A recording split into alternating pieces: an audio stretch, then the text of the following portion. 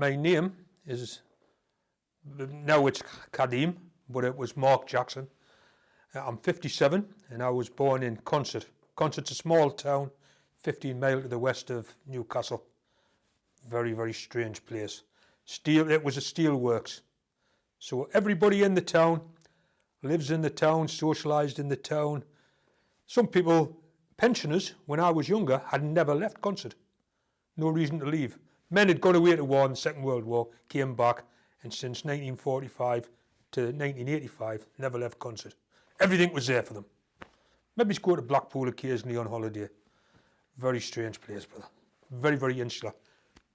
No ethnic diversity. No Muslims. No Muslims in Consett. There is now, but this was back when I first became a Muslim. There was no Muslims in Consett. Split between Protestants and Catholics. So for me, Catholic people were strange, exotic.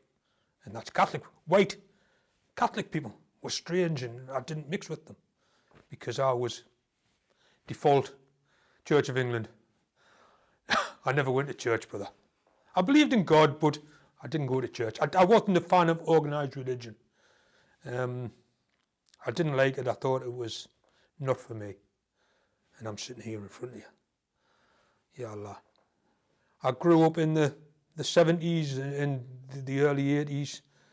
Nothing special. Very normal. Very nice. I was married and divorced young.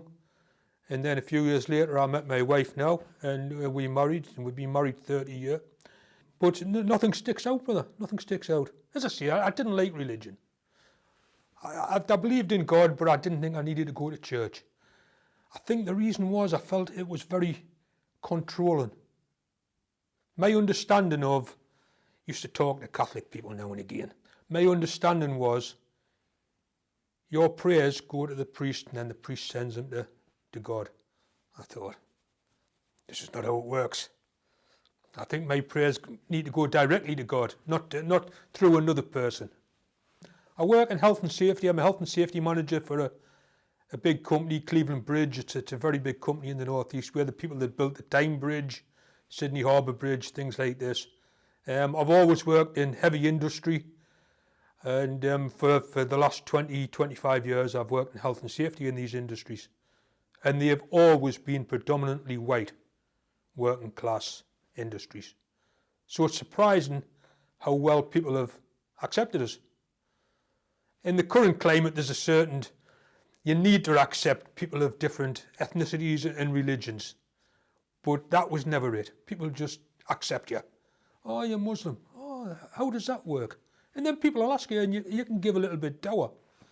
Will these people ever become Muslim? I don't know. That's between them and Allah.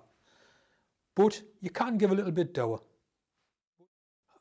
Myself and my wife, we travelled a lot on holiday in the Middle East. And we met a lot of Muslims. Very, very nice people. We travelled to Syria before the Troubles. It was becoming a big tourist destination. Fantastic country, fantastic people. Beautiful. And Palestine, went to Palestine, Tunisia, Morocco, Turkey, all these Muslim countries, and we met a lot of Muslims. And I think slowly, slowly it starts to sink in. And it starts to become, it changes your thinking. You start to think, am I right? Or are these people right? And slowly, slowly, myself and my wife, we both started to think that. And say we travelled to Syria and we went to the Umayyad Mosque. You get to visit as a tourist. You get to visit the Umayyad Mosque. And I felt compelled to pray. I wasn't a Muslim. I didn't know how to pray. I didn't know. So I just sat there and I spoke to God, Allah. I spoke from the heart. And my wife felt the same when we came out. We were very, very moved by our experience in Syria and the people we met. People with nothing, but they want to share what they've got. We went to houses and people lived in almost caves. They were almost like caves. And there was about 20 tourists.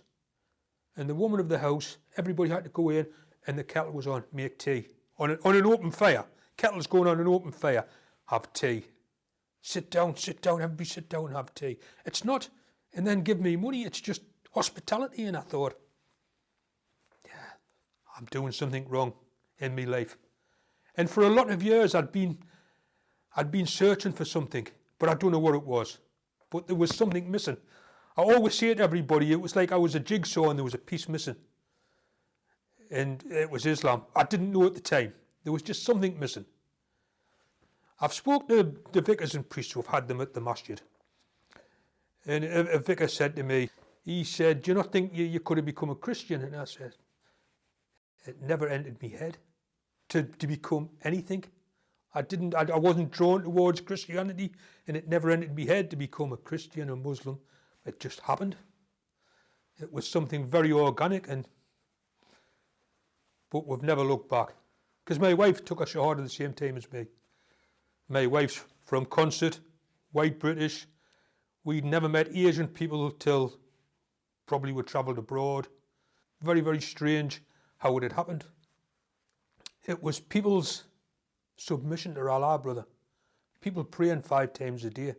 Hearing the call to prayer. I think the call to prayer is such a beautiful thing. We stood in Palestine outside the Church of the Holy Sepulchre. We weren't Muslims. There was a group of maybe 20 people. And the guide was telling us about the Church of the Holy Sepulchre. Behind us is the Mosque of Omar. The call to prayer happens. The guide was very upset. He was a Jewish man.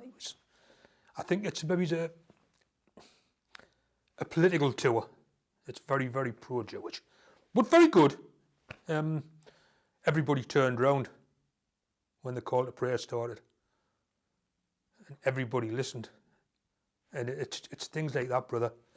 It was nothing in particular. It was the fact everybody went to pray. Places emptied. You would be in somewhere and it would empty. You'd hear the call to prayer. Everybody would just go one direction. And it feels so right. And we both start to investigate the Quran and looking more into the religion. And it went from there. We went to Palestine and we went to Jerusalem and we came back and I had to go away with work. I had to go to Birmingham with work. And I said to my wife, there's some great shopping in Birmingham. Let's go to Birmingham. And I said, you know what? I think we should try and visit a mosque in this country. I didn't know. I thought it was a tourist trap abroad. I'd phoned up. I'd said, could we come and visit? Oh, yeah, we'll have a tour at 10 o'clock. I think it was Thursday morning, something like this. Okay, we'll be there. So we stood outside, the sister came. Bus pulls up, all the kids piled off. It was a school visit. All the kids piled off. And we all went in the mosque and we had a tour of the mosque. And afterwards, cup of tea. Typical Muslim hospitality, samosa. And I was talking to one of the teachers. I says, I must congratulate you on your children. These are the best behaved kids I've ever seen. And there was 2 teachers and women, they were both laughing. These are special needs kids. They will not sit quiet. Not special needs, more educationally challenged. Just disruptive kids. She says, this is the first time we've ever seen them as quiet, attentive, asking sensible questions. The kids were fantastic. And I couldn't believe it. And I was asking the sister questions and more questions. She says, you seem very interested in Islam. I says, oh, yeah, we are.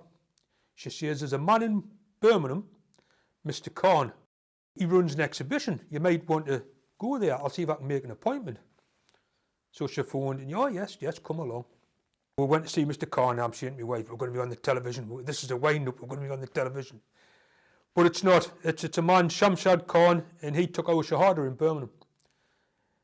We went around the exhibition, then we went to meet him. And we sat for maybe 4 or 5 hours talking. And he was asking us our beliefs and everything else. And he said, you know, I think you're already Muslim. And you just didn't know it. You just need to take the final step. And I looked at my wife and we said, yeah, we both want to take our Shahada. And afterwards, brother, bearing in mind the background I come from, Consett, big steel works, coal mining community. If I chop my hand off, I'll go, oh, that hurt. I cried. And I don't think my wife had ever seen us cry. And I was crying afterwards because I was so emotional about taking my Shahada. And it just hit us both so hard. And 8, 9, 10 years later, I'm not even sure, because everything before Islam seems to have faded away. I remember things vaguely, but it's nothing's the same. It's all very, very grey, and we've never looked back, brother. We still 100%. It's the best thing we've ever done. It's the best thing, and I would recommend it. Recommend it to anybody. It's a strange thing to say. It's got to, you've got to feel it. It's possibly, Islam's possibly not for everybody, but I think people should look more into it and maybe not dismiss it as a foreign religion or a strange religion or something that other people do. I think people should really look at it and for themselves. Because if you'd asked me before, brother, when I was in my 30s, maybe, would you like to become a Muslim? I would have just laughed. You know, it's very, very strange. Funny story. Mr. Consett, there's a mosque in Newcastle, very, very good mosque. I know the imam, Sheikh Abdul Basit. Here's a telephone number, go there. So we lived in Consett, 15 miles away. Newcastle's accessible, but it's a car journey. So I phoned up one evening when I came into work. Can I make an appointment with the imam? On the phone. Imam not here, and the phone went down. So I tried the next night. Can I make an appointment with the imam, please? Imam not here. Phone went down. So the third time, can I make an appointment with the imam? Don't put the phone down. Yes. Can I make an appointment with the imam? Tomorrow night, 8 o'clock. I'll be there. So myself and my wife came down, met Abdul Basit, Brother Schwab, and we're sat and we're talking to them, and he says, is there anything that worries you? I says, will I be accepted? Will we be accepted because we're white? And they both laughed. She says, you need to come in. And I prayed, first time in a masjid, I prayed properly with the brothers. And then, I don't know whether it's Newcastle Central Mosque or every mosque thing, I was handed the microphone and ushered to the front. And I'm standing like a rabbit in the headlights.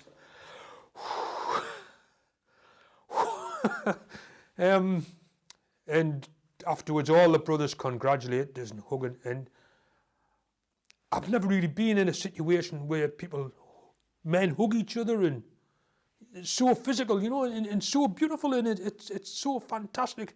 And I've never been in that, brother, and it was great. It was great. I came to the masjid for prayer. We had classes here. We had the Quran class. There was durses. I went to IDC, Islamic Diversity Centre, and I was helped there. But there is a lot of support in Newcastle for people, and nobody should be left alone. Nobody should be left. You know, once you become a Muslim, it was probably slightly different for me, because I had my wife. We'd both become Muslims at the same time. We're both together, and we had each other for support. But I can imagine people who come to Islam on their own, and the family aren't Muslims, or that they have just friends at the masjid who are Muslims. I can imagine it's slightly different for them. But yeah, there's a lot of support in Newcastle. What kind of difficulties have I faced becoming a Muslim? I've been very lucky, brother. I haven't faced really any difficulties. My family, very accepting. Considering my parents are both 80 now, and they're from Consett, so they've lived there a lot longer than me, very accepting. And my parents came to the mosque. They've been quite a few times. And my father came, met Abdul Basit. First thing he said to Abdul Basit, our imam, you're a bit young to be doing this job, aren't you? I'm going, Ya Allah. They're very accepting. And I think my parents are so accepting and so happy with it because they've just seen I'm a better person. I was never a bad person, but I'm a better person. And Islam hasn't changed us into a bad person or a fundamentalist. It's just made me a better person. And I'm much more content. And they can see I'm much more content and I'm more settled and happy. EDL and BNP, people like this, they do annoy us a little bit. Come to the mosque and talk. Come and sit down, have a cup of tea, talk to people. like men. Instead of wanting to shout and fight and swear, come to the masjid and sit down and talk. I've been at an IDC event where the EDL turned up. You're all paedophiles. Hold on, that's a silly thing to say. Of course we're not. You all hate Britain. No, we don't. It's our country. You know, a lot of people have come here second, third, fourth generation, even first generation people. I know Syrian people, Iraqi people, and they love Britain because Britain's a safe haven. They've given them a country. They've given them somewhere to live. Yeah, back home's Iraq, Afghanistan, Pakistan, but you're living in Britain. And I see a lot of Muslims who were very, very happy with Britain, and it's their country. But anybody that doesn't like Islam, what do you know about it? Because there's a lot of books out there, brother. I've come across them. There's a lot of books which will tell you some very strange things about Islam. Unfortunately, the author's name is usually not a Muslim name. It's a white British, and they've heard a story, and somebody's told them a story, and you know, my brother's cousin's friend had a bad experience with a Muslim. But come and see for yourself, and you'll be made welcome. Connect with the masjid. This is my advice to everybody. If it's a new Muslim, somebody who maybe left Islam or doesn't like Islam or had a bad experience with Islam or just hasn't prayed for years, connect with the masjid. You can pray at home. Alhamdulillah, there's great reward in praying at home, but come to the masjid if you can, because it's so different. And it's such an experience, and the brotherhood, everybody's brothers and sisters, but come to the masjid. That's my advice to anybody who they're not feeling their Islam anymore. Come to the masjid. People say, but you don't have any culture. I'm British, like, so that's probably right, but we do have culture. British people do have culture. Unfortunately, it's the culture of going to the pub, going to the nightclub. So I don't miss that at all. I don't miss that. But we do have culture, and it causes problems. At work, Christmas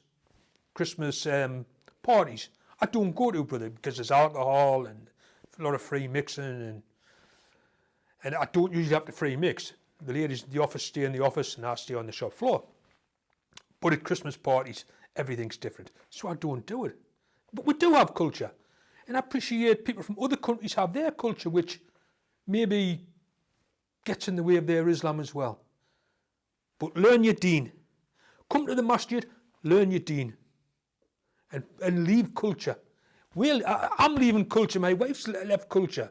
We've left the British culture.